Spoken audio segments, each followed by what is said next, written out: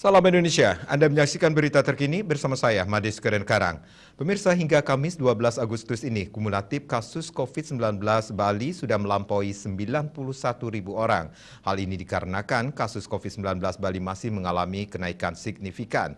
Jumlahnya kembali tercatat di atas 1.000 kasus, bahkan lebih tinggi dari sehari sebelumnya yang mencapai 1.270 orang. Menurut data Satgas Penanganan COVID-19 Bali, hari ini terdapat 1.353 kasus baru. Kumulatif kasus yang ditangani Bali mencapai 91.251 orang. Warga meninggal akibat penyakit ini pun masih mencapai puluhan orang. Jumlahnya naik juga dari sehari sebelumnya, yang tercatat 27 orang.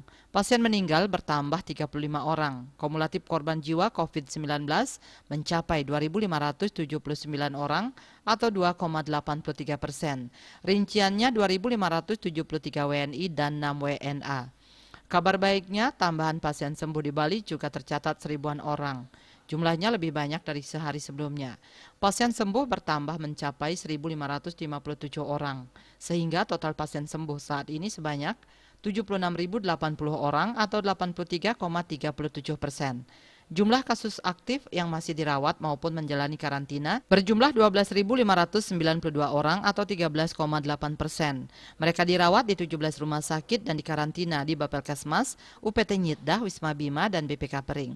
Terkait bor rumah sakit rujukan di Bali, bor isolasi terisi sebanyak 1.993 bed atau 73,54% dari 2.686 bed.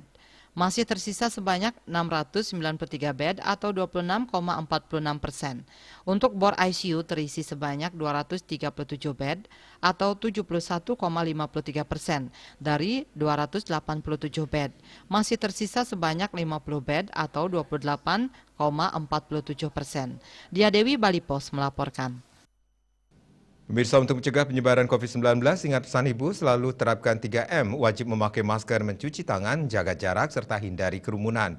Dengan penerapan perilaku 3M, Indonesia segera terbebas virus corona menuju Indonesia maju. Update terus informasi Anda dengan subscribe dan like YouTube channel Bali TV @newsbalitv. Tetaplah bersama Bali TV. Salam Indonesia.